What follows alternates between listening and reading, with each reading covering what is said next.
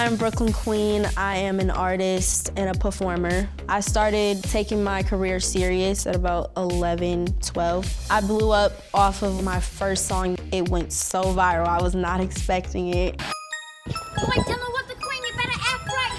When I saw the numbers, literally overnight, it was over like 50K. And then now today, it's like over 60 million. New outfit. When Brooklyn started receiving so much attention, it was mind-blowing. It was exciting. Sometimes I would get negative comments. A few years ago, I started seeing messages from this woman saying, I'm gonna come get you. She was posting pictures and collages of us together saying, miss you, baby girl, mommy loves you. She has a daughter named Brooklyn. She really believes that I'm her daughter. This lady saying she gave her up for adoption and we're the adopted parents. I just don't understand. Her daughter, if her birthday is what she says it is 3 years younger than you. There's no way you're 13. Yeah, do I look 13? No, you do not look 13. First, I tried to ignore it and just brush it off, but this woman hasn't stopped and things are getting so much worse. It's just been very heartbreaking. Every aspect of our life has been affected by this.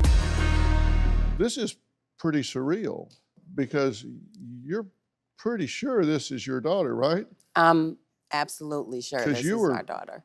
Kind of there Yeah, when she was born. for sure. Pretty much. You know, sometimes there's a debate about maybe who the father might be in a situation, you know, not in this one, but in a situation, but there's seldom a debate about who the mother is. Yeah, that I had to prove I'm the baby mama is crazy. Yeah. Yeah. And how did you first react to seeing these messages from this woman that she's sending to your daughter? Honestly, when I first noticed it, I just thought, okay, this is absurd. This is just a joke. Somebody's playing games, you know. And then as time went on and she started, you know, messaging more, and you go to her social media page and there were collages with my daughter's picture and her next to each other, trying to compare their face, and with another little girl that I knew wasn't my Brooklyn, comparing them side by side. It just escalated, and she reached out to the owner of the label, family members, like you name it. She was contacting everybody in my family, my sister, friends, everybody. Well, when did you first become aware of this? Did she reach out to you directly? Yeah, she's reached out to me and also literally everyone in my family. And How did you first notice it to you? I mean, because you've got millions of followers. yeah. How did you find this one out of like 4,742? Here's this one. You can't read all of those. Yeah, right. I think I was just scrolling through DMs and I saw like Okay, DM. She yeah. DM'd you. Okay. So she DM'd me. And at first I thought, oh, it's just like a fan like playing around. Like, cause I know who my mom is. Like, I wouldn't expect someone coming to me telling me I'm your real mom. Yeah, because you were there too. You don't remember the birth, but you were Right. there. You remember crawling around, you know, being 1 and 2 and 3. You have these memories, of Right. course, and you've seen all these pictures, and it was always her. Exactly. So, and apparently, this woman said that she had a daughter, and that the daughter was named what? She said she had a daughter, and the daughter's name is Brooklyn. Well, was she saying that because your daughter's named Brooklyn, or she had a daughter named Brooklyn that was named Brooklyn from the beginning? Yes, she claims her daughter, which name is Brooklyn, that she had given her up for adoption at the age of 5. And then their birthday is literally 4 days apart. Her Brooklyn is June 29th, I believe, and then my Brooklyn is July 3rd. Okay. So she claims we changed the birth certificate to change the age. Did they come and tell you this was going on? How'd you learn about it? When my wife and daughter explained it to me, like Brooklyn said, I thought it was a joke. You know, I never heard of a woman claiming a kid. You know, I've heard of a lady telling the guy, "It's yours," and he say, "No, that ain't mine." A few years ago, CPS got an anonymous call saying that I've been kidnapped, sex trafficked, and drugged. I had police around my home. Brooklyn and my husband were taken to CPS. without me. So it was a whole investigation. They take me in the room, they separate me from my dad. And all I'm thinking is like, oh my God.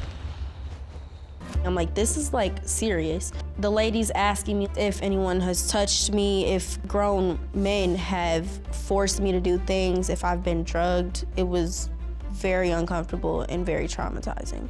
These events, they stay with you, especially with Brooklyn. It's gonna stay with her the rest of her life. I can tell you, whoever is behind false reports that lead children to being subjected to these kind of interviews, that's abuse. Causing a child to be subjected to that kind of thing. It's abusive to you guys. It's certainly abusive to the child to go through something like that. How old were you at the time? 13. Yeah, see, that's just so wrong. Now, Kim and Duke say a few years ago, that's exactly what happened. Their daughter, Brooklyn Queen, came into the social media spotlight when her rapping career took off. Well, it didn't take off, it just blew up. And they say since then, she's experienced some amazing opportunities, well-earned and worked on hard. You know, people see these sometimes and say, oh, wow, how lucky is that? There's a lot of work that goes into that. You work hard at this, right? Yes. Brooklyn says CPS received an anonymous tip that she was possibly in danger. And Kim says that she was in Atlanta when he got a call from her husband that police were surrounding the house looking for her and Brooklyn. What do you even say to yourself about that? Honestly, because my husband, you know, sometimes is a comedian, a lot of times, I really thought he was joking. He called me and said, so you and Brooklyn are wanted? Like, what is going on? And I'm like, what are you talking about, Duke? Stop playing with me. He said, no, you guys are wanted, huh? The police are looking for you. And I'm still on the phone, and it's not even registering that he's being serious until the police officer grabbed the phone and said, no, this is Sergeant, I don't even remember the name. This is very serious.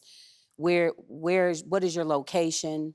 I happened to be with the owner of the label at the time, Brian, and we were with Brooklyn on our way to a performance.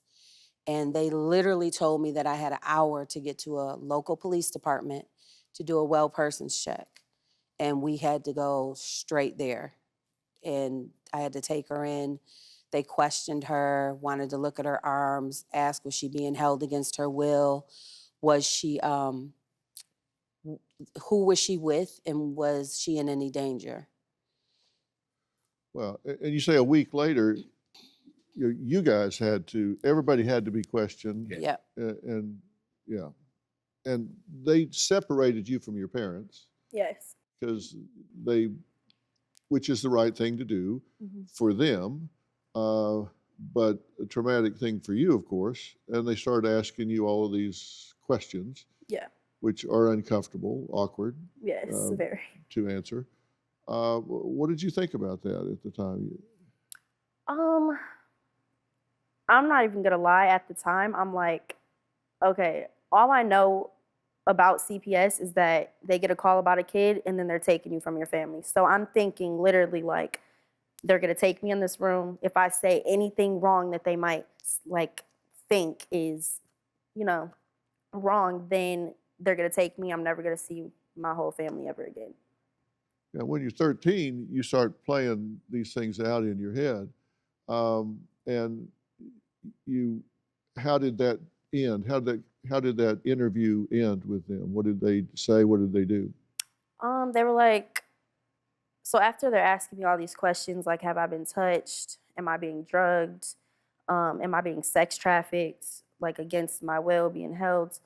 Then they say, well, we're gonna go over your answers, and if we feel like you've answered anything, you know, we suspect anything wrong, then we're gonna have to do a medical examination on you. And I'm like, hold on now. To put a child through that for no reason, Yeah. just calling in and reporting something like that. And this came back to you eventually, and what did they tell you?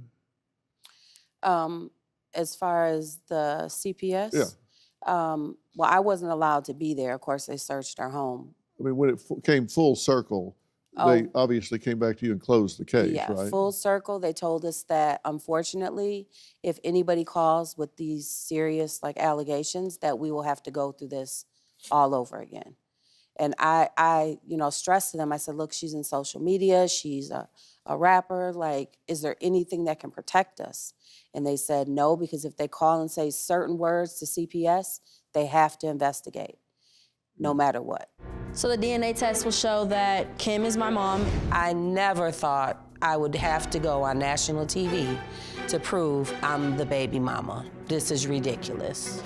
All right, so we're outside of the DNA center right now. How are you guys feeling about taking your DNA test? I just feel like this whole situation is just crazy, so I'm ready to just go in there and get it over. I'm about to get swabbed to prove that this lady is my mother.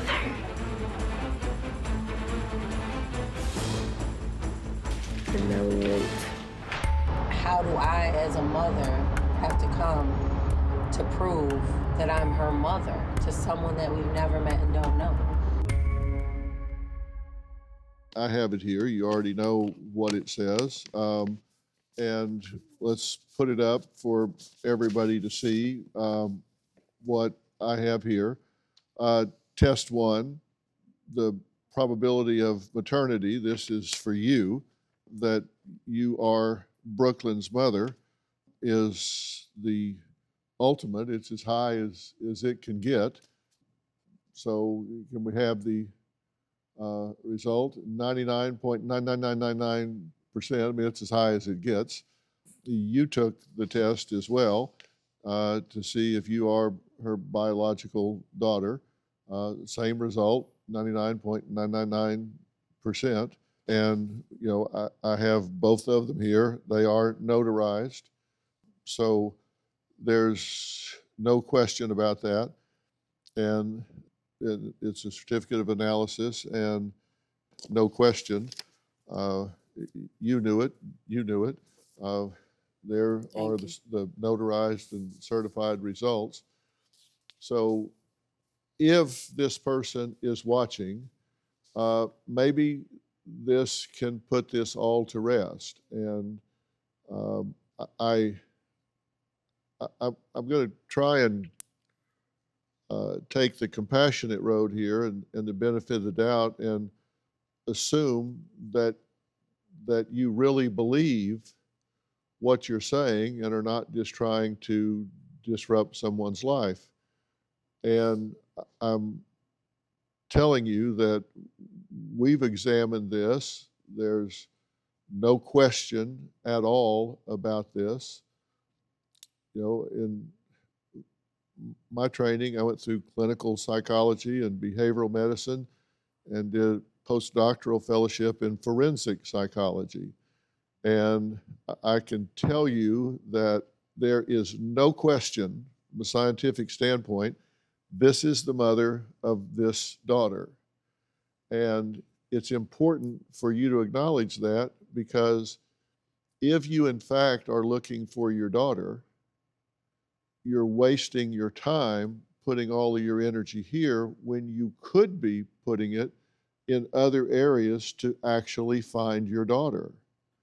So I'm saying, as a kindness to you, you don't want to go down the wrong road. Think about it. You come to a crossroads and you think, well, I'm going to spend 4 years going down this road.